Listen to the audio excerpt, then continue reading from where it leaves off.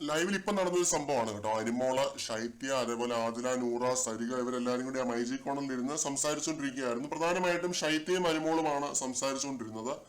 അപ്പൊ ശൈത്യ ചോദിക്കുന്നു, എന്തുകൊണ്ടാണ് ബാക്ക് സ്റ്റാബിംഗ് എന്ന് നീ പറഞ്ഞത്, എന്തുകൊണ്ടാണ് എന്നെ കട്ടപ്പ എന്നുള്ളൊരു കാര്യമാക്കി പ്രേക്ഷകരിലേക്ക് ഇട്ടുകൊടുത്തത്?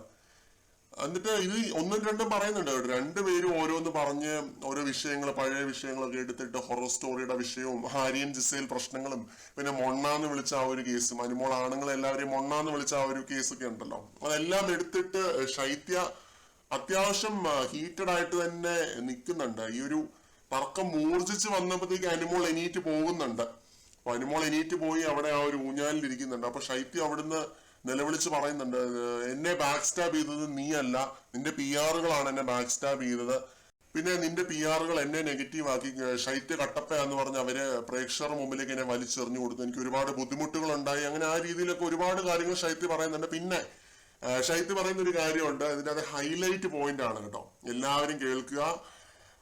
പാവം അനീഷേട്ടൻ, അദ്ദേഹം ഈ ലെവലിൽ നിന്ന വളരെ റെസ്പെക്ട് ഉണ്ടായിരുന്ന ഒരു മനുഷ്യനാണ്. ആ മനുഷ്യന്റെ ഫീലിങ്സ് വെച്ച് ഇവള് ഗെയിം കളിച്ചു, ഇവള് ഡ്രാമ കളിച്ച് ആ മനുഷ്യനെ പെടുത്തി, തെറ്റിദ്ധരിപ്പിച്ചു ആ മനുഷ്യനെ. എന്നിട്ട് ആ മനുഷ്യനെ കൊണ്ട് പ്രപ്പോസ് ചെയ്യിപ്പിച്ചു. അങ്ങനെയൊക്കെ ഒരുപാട് കാര്യങ്ങൾ പറയുന്നുണ്ട്. അനുമോളെ എക്സ്പോസ് ചെയ്യുന്നുണ്ട്.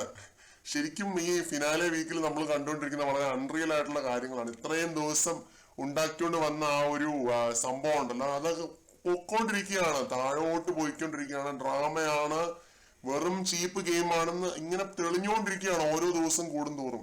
ഇനി പ്രേക്ഷകർ തീരുമാനിക്കുക ആരാണ് നിങ്ങളുടെ വിജയി എന്നുള്ളത്. ഞാൻ ഡീഗ്രേഡ് ഒന്നും ചെയ്യുന്നില്ല, ഞാൻ കൂടുതലൊന്നും പറയുന്നില്ല, ശൈത്യ പറഞ്ഞ കാര്യങ്ങളെ പറയുന്നുള്ളൂ.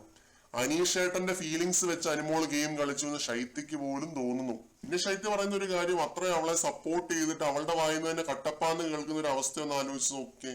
ഒരു പ്രോഗ്രാമിന് വന്നിട്ട് അങ്ങനെയൊന്നും കേൾക്കേണ്ട ആവശ്യമൊന്നും എനിക്കില്ല, അങ്ങനെയൊക്കെ പറഞ്ഞ് ശൈത്യ കരയുന്നുണ്ട്. കരച്ചിലാണ് കേട്ടോ ലൈവിന്. അപ്പോ ഇനി എന്താണെന്ന് നിങ്ങൾ പറയുക. കൂടുതൽ അപ്ഡേറ്റുകളുമായിട്ട് വീണ്ടും കാണാം.